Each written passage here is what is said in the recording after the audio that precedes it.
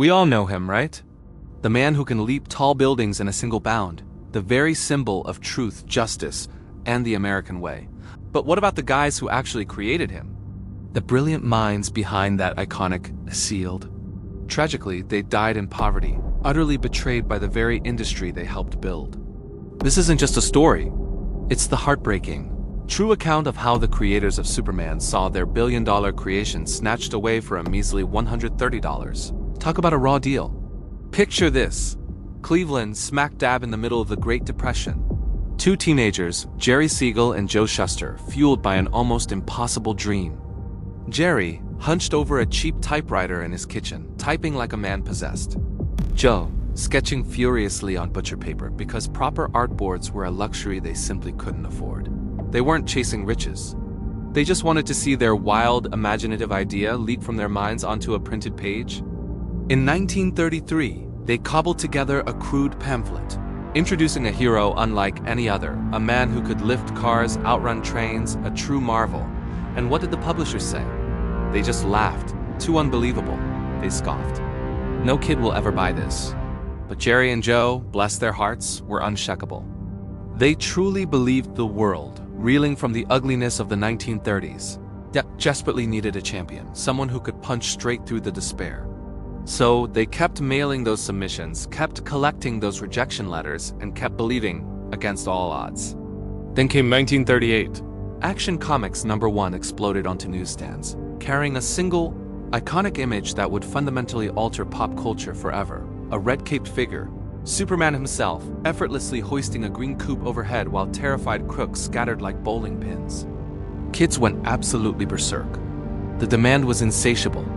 Sales rocketed past the million mark, and suddenly the Man of Steel was everywhere. Superman lunchboxes, thrilling radio serials, a daily newspaper strip, his image dominated. Amidst this whirlwind, Jerry and Joe were offered a work-for-hire contract. It was standard practice back then, or so they were told, effectively handing over all rights to Detective Comics for a paltry $130, split between the two of them. They signed. Why? Because rent was due, because they were just 23 years old, and because no one had bothered to explain that standard could also be utterly catastrophic. For a fleeting moment, they celebrated, believing they had finally made it. Oh, how wrong they were. But the dream quickly soured. Those checks, which had once seemed like a lifeline, stopped arriving almost as fast as they cleared. When Jerry understandably asked for a raise, the editors coldly reminded him the character wasn't his anymore. It was theirs. Meanwhile, Joe's eyesight, already strained, deteriorated rapidly under the relentless pressure of endless deadlines. He was so desperate he farmed out simple background art to neighbors, paying them pennies. By 1947, pushed to their breaking point, the pair sued to reclaim their creation, Superman. The studio's response was brutal and swift. They were fired, their medical insurance yanked, and a chilling warning was sent to other publishers, branding them troublemakers. The legal battle dragged on for years, a grueling, soul-crushing fight that ended in utter humiliation, a $100,000 settlement that, after legal fees, vanished into thin air. Jerry was forced to take a clerk job for a meager $35 a week. Joe, his vision failing, delivered sandwiches on foot because he couldn't even afford bus fare. And all the while, Superman, their creation, soared across television screens worldwide, generating merchandise revenue north of $1 billion in today's money. The irony, the sheer injustice, is almost too much to bear. Then came the infamous 1950s comics witch hunts. Senate hearings, fueled by moral panic, brazenly blamed superhero comics for juvenile delinquency. Advertisers, spooked, fled in droves, and page rates for creators plummeted into the abyss. Jerry, in a desperate attempt to survive, wrote horror scripts under pseudonyms, never daring to mention the use word Superman. Joe's vision, already fragile, worsened relentlessly until he could barely make out shapes. Neighbors would find him sitting in darkened apartments, trying to save every last penny on electricity. Fast forward to 1975. The first Christopher Reeve Superman movie was about to premiere, a massive cultural event. Suddenly, journalists tracked down the forgotten creators. Photos of a gaunt Joe, clad in a threadbare coat, shocked fans and ignited a public outcry. The resulting public relations nightmare was so severe that Warner Communications was effectively forced to grant each man a yearly stipend, a paltry $20,000 later raised to $35,000, but only if they signed away any and all future claims.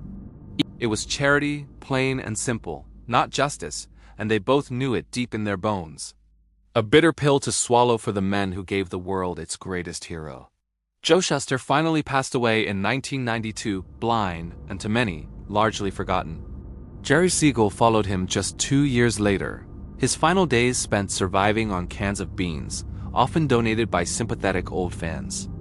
In a final heartbreaking wish, both men requested that their headstones bear the simple, undeniable inscription, Creator of Superman. Even that was too much for DC's lawyers who fought it, arguing the phrase somehow implied corporate endorsement. Can you believe the audacity? Their families had to crowdfund the headstones themselves. Decades later, after countless legal battles, federal judges finally ruled that the heirs could reclaim a slice of the copyright. But by then, the men who first imagined a bulletproof hero flying through the skies were long gone, their estates buried under the crushing weight of court costs. Their legacy, though the pure, unadulterated idea of Superman still flies high, a testament to their enduring genius despite the corporate machinations. Sadly, the Superman tragedy isn't just a grim anecdote. It's a chilling template, a pattern repeated ad nauseum throughout the industry's history. Take Jack Kirby, for example, often called the King of Comics. He co-created an entire pantheon of iconic heroes: Captain America, Thor, Iron Man, the X-Men, the Fantastic Four, the list goes on. Marvel plastered his groundbreaking designs on everything from bedsheets to billion-dollar blockbusters. Yet Kirby himself, the visionary, struggled to afford rent in a modest one-bedroom California apartment. Then there's Alan Moore, a genius writer who crafted *Watchmen*, a seminal work that reshaped the medium. His contract promised rights would revert to him once the book went out of print. The catch? It never did, because Watchmen has never, not once, been out of print. When Moore rightfully protested this blatant exploitation, executives simply shrugged, their response a cold, dismissive, "Read the fine print." And honestly, even today, you don't have to dig deep.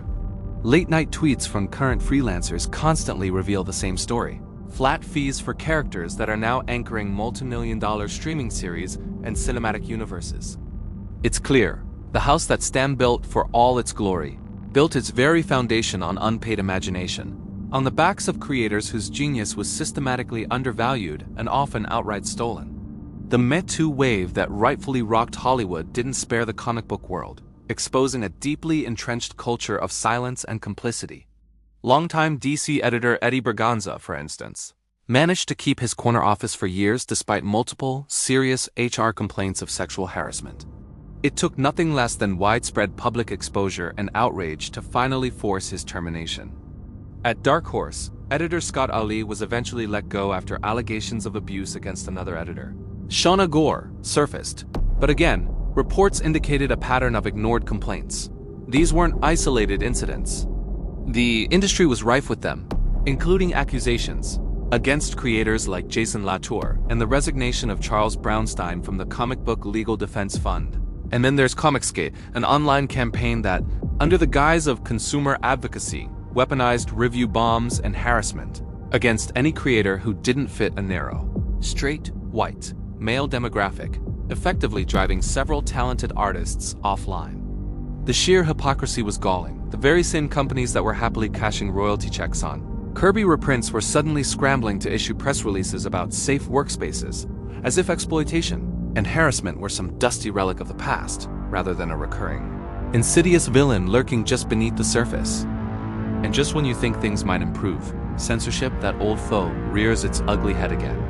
Modern book bans chillingly echo the dark days of the 1950s Comics Code, which virtually destroyed publishers like EC Comics for daring to be different.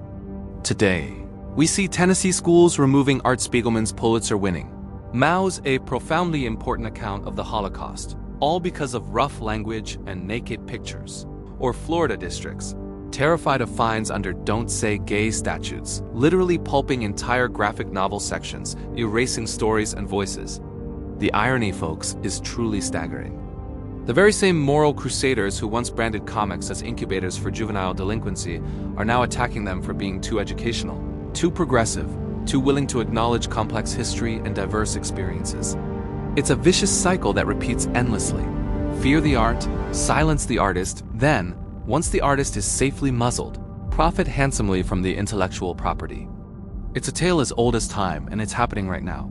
But amidst all this darkness, there are glimmers of hope, sparks of autonomy ignited by the fans themselves.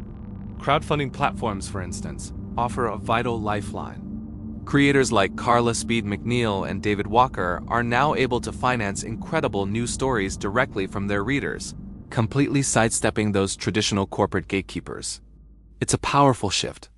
The Kirby Museum, a true labor of love, meticulously scans unpublished pages, allowing fans to peer into Jack's margins, seeing the raw, unadulterated evidence of the pencils that quite literally birthed entire universes. And thankfully, university archives are finally beginning to court cartoonists' papers, promising climate-controlled storage and public access, a crucial hedge against historical erasure. These are real, tangible victories.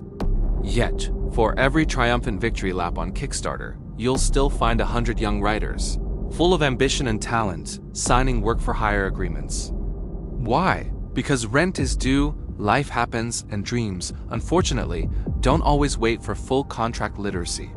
The fight for true creator empowerment is far from over. So what's the ultimate takeaway, the moral of this often unsettling story? It's that creativity, true boundless imagination, is the most valuable currency there is. And corporations, well, they spend it lavishly, often while the very mint, the creators themselves, gets evicted or struggles to make ends meet.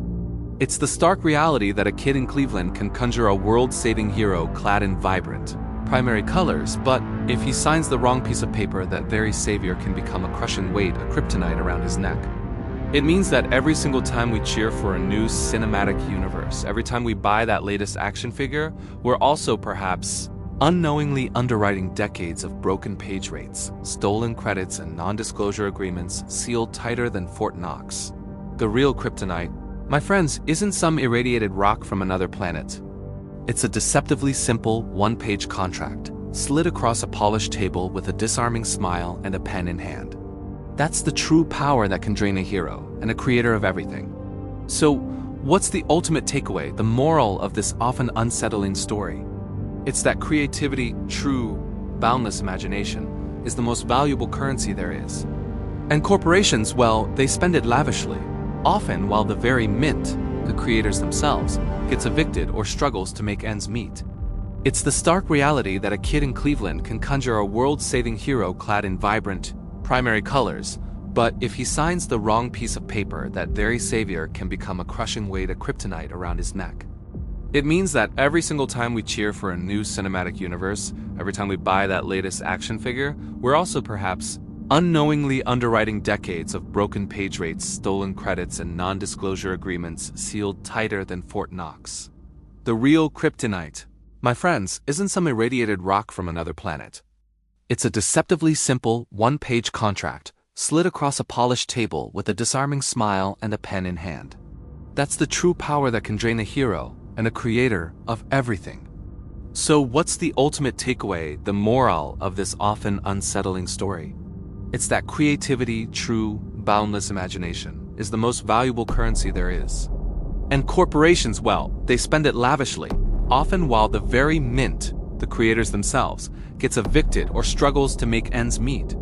It's the stark reality that a kid in Cleveland can conjure a world-saving hero, clad in vibrant primary colors, but if he signs the wrong piece of paper, that very savior can become a crushing weight, a kryptonite around his neck.